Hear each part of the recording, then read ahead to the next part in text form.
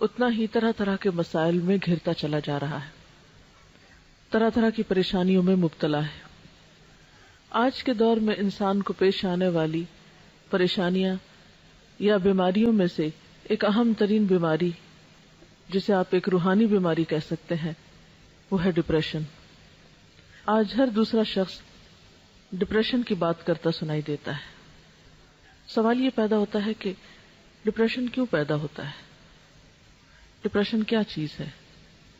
اس کی علامات کیا ہے اور اس کا علاج کیا ہے؟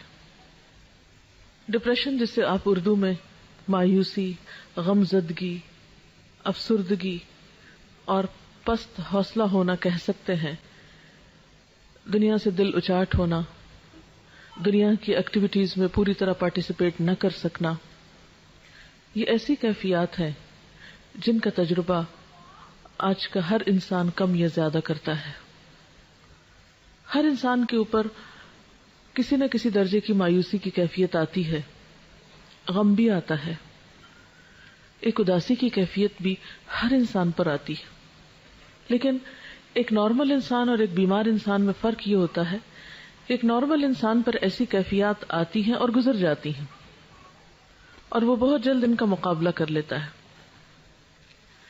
لیکن جب انسان ایسی کیفیات کا مقابلہ نہ کر پائے اور ایسی کیفیات انسان پر حاوی ہونے لگے،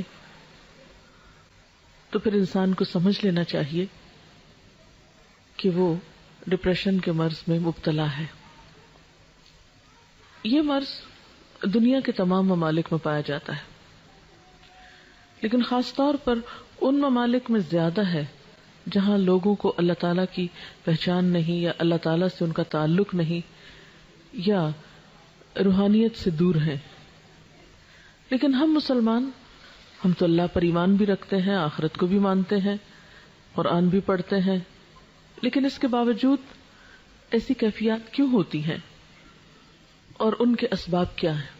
تو سب سے پہلے تو ہمیں ڈپریشن کا سبب معلوم ہونا چاہیے۔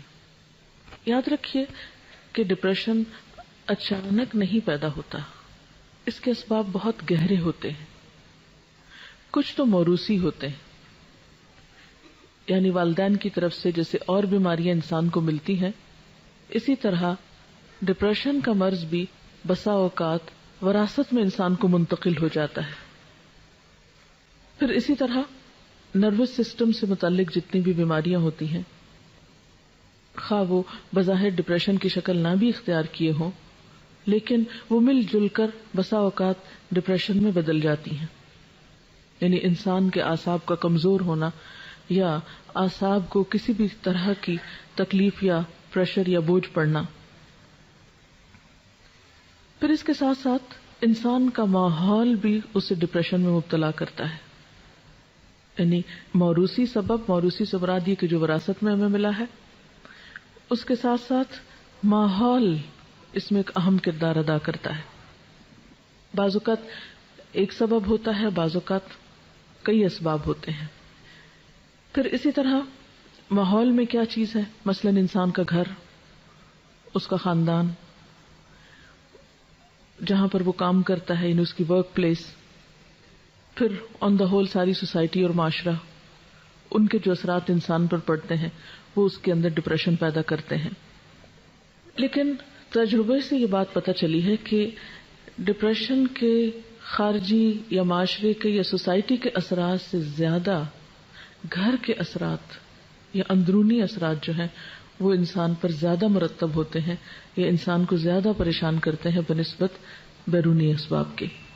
اور ڈپریشن کا اہم ترین سبب یا اہم ترین وجہ انسان کا وہ گھر ہے جس میں وہ رہتا ہے، اور ایسا گھر جس کے رہنے والوں کے درمیان باہم محبت اور مودت اور ایک دوسرے کے ساتھ موافقت نہ پائی جاتی ہو۔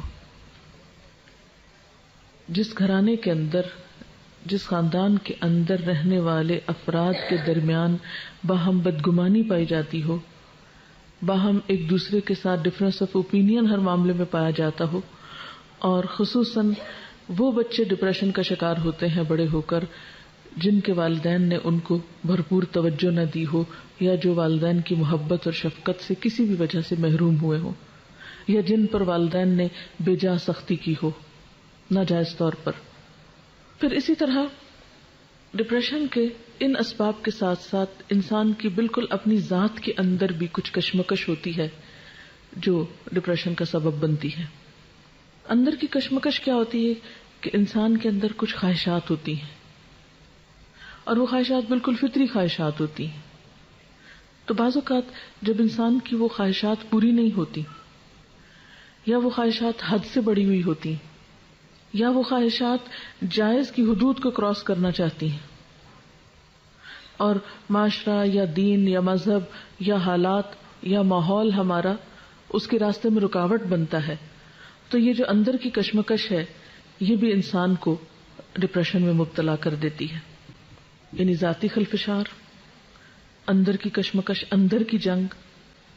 مثلا دل ایک چیز کو چاہتا ہے لیکن دوسری طرف انسان دیکھتا ہے کہ اس کے حالات اس کو اجازت نہیں دیتے، مثلا اس کی جیب اجازت نہیں دیتی، اس کا خاندان اجازت نہیں دیتا، اس کا دین اجازت نہیں دیتا۔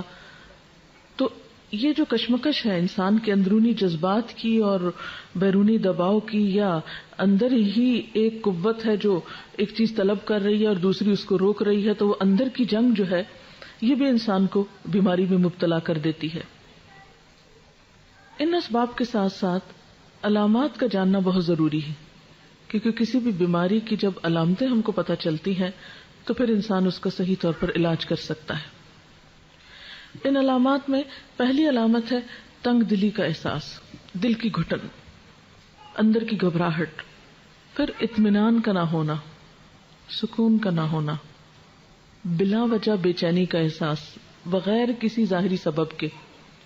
بعض اوقات تو انسان بے چین ہوتا ہے، غمگین ہوتا ہے، اداس ہوتا ہے، اس کی کوئی وجہ ہوتی ہے۔ مثلا آپ کو پتہ چلتا ہے خدا نخواستہ کوئی عزیز دوست رشتہ دار فوت ہو گیا، کوئی نقصان ہو گیا، کوئی مال کا نقصان ہو گیا، کوئی اور کسی چیز کا نقصان ہو گیا، تو ایسے نقصان انسان کو غم میں یا دکھ یا تکلیف میں مبتلا کرتے ہیں۔ ایک بہت واضح اور آبویس سی ریزن ہوتی ہے، انسان کو پتہ چلتی ہے، لیکن بعض اوقات جب وجہ نہیں پتہ چلتی اور اندر ایک بے چینی ہے تو یہ پھر ڈپریشن ہے، یہ ڈپریشن کی علامت ہے۔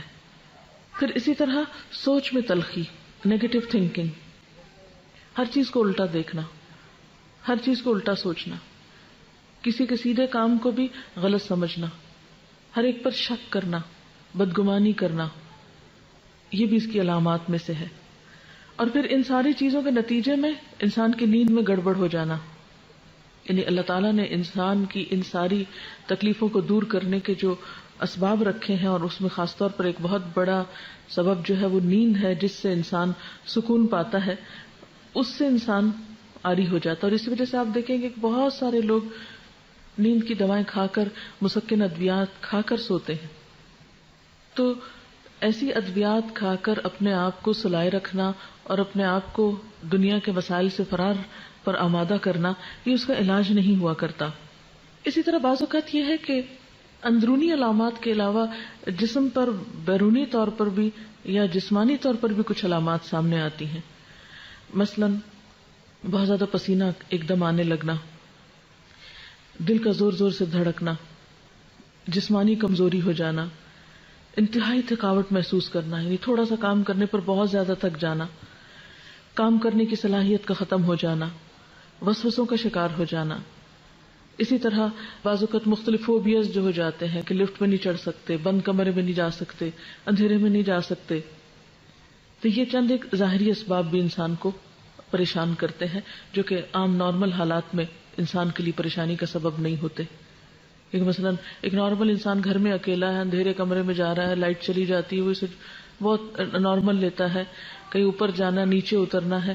لیکن جب ڈپریشن ہوتا ہے تو ایسی چھوٹی چھوٹی چیزیں انسان کو بہت بادر کرتی ہیں، انسان کو کمزور کر دیتی، انسان ان چیزوں کے سامنے ہارنے لگتا ہے۔ پھر اسی طرح بعض اوقات تو یہ چھوٹی چھوٹی بیماریاں جو ہیں بڑی بیماریوں میں تبدیل ہو جاتی ہیں۔ مثلا بعض لوگوں کو السر ہو جاتا ہے، ہائپر ٹینسو ہو جاتے ہیں لوگ، اسی طرح استھما کی بیماری ہو جاتی ہے، بعض لوگوں کی اسکن پر یہ ڈیزیز آ جاتی ہے، جیسے ایگزیما وغیرہ ہو جاتا ہے۔ اب لوگ اسکن کے اوپر دوائی باہر سے لگا رہے ہیں، ایستما کے لیے بیرونی طور پر دوائیاں کھا کے کنٹرول کر رہے ہیں، اور ایستما ہے کہ کنٹرول ہو ہی نہیں رہا، بی پی کی دوائی کھا رہے ہیں وہ کنٹرول ہو ہی نہیں رہا، ڈوز بڑھاتے جا رہے ہیں. اب وہ بظاہر علاج ہو رہا ہے لیکن اصل کاز کو پکڑا ہی نہیں گیا، روٹ کو تو چھیڑا ہی نہیں گیا. ایسا ان کا نقصان کیا ہوتا ہے؟ ان دوائیوں کے پھر اپنے سائیڈ ایفیکٹس ہوتے ہیں، پھر ایک بیماری سے دوسری، دوسری سے تیسری، تیسری سے چوتھی، وہ بیماریوں کا ایک چین چل پڑتا ہے. اور بسا اوقات انسان ان بیماریوں کی اوٹ میں یا ان بیماریوں کے دامن میں پناہ لے کر اپنے لیے ایک جواز پیدا کر لیتا ہے، لیکن روٹ کاز اس کا کچھ اور ہوتا ہے. اس لیے کبھی بھی بظاہر ان نظر آنے والی بیماریوں کو ظاہری بیماریاں سمجھ کر علاج نہیں کرنا چاہیے، اس کے اصل سبب کی طرف بھی توجہ کرنی چاہیے. اور اس کے لیے سب سے پہلے یہ کہ درست ڈائگنوسس ہونے چاہیے، تشخیص صحیح ہونی چاہیے. عام طور پر علاج کیا کیا جاتا ہے؟ مریض کو سلا دیا جاتا ہے یا ٹرینکولائزرز دیے جاتے ہیں، لیکن یہ کافی نہیں ہے. یعنی روح کی بیماری کا علاج صرف گولیاں کھانے میں تو نہیں ہے. اس کا نقصان بعض اوقات کیا ہوتا ہے کہ انسان ایسی دوائیاں کھاتا ہے جس سے اس کا معدہ اور خراب ہوتا ہے. جب معدہ خراب ہوتا ہے اس کا نظام ہضم بگڑتا ہے، اس کی نیند کا سسٹم خراب ہوتا ہے، اس کے اندر صحیح خون پیدا نہیں ہوتا، سارے خون کے اندر دوائیاں دوڑ رہی ہوتی ہیں، تو اس سے بیماری جو ہے وہ بڑھتی چلی جاتی ہے. یعنی انسان ظلم پر ظلم اپنے ساتھ کرتا چلا جاتا ہے لیکن چین کہیں بھی نہیں پاتا. ایسی صورت میں انسان کو حقیقی علاج کی طرف رجوع کرنا چاہیے.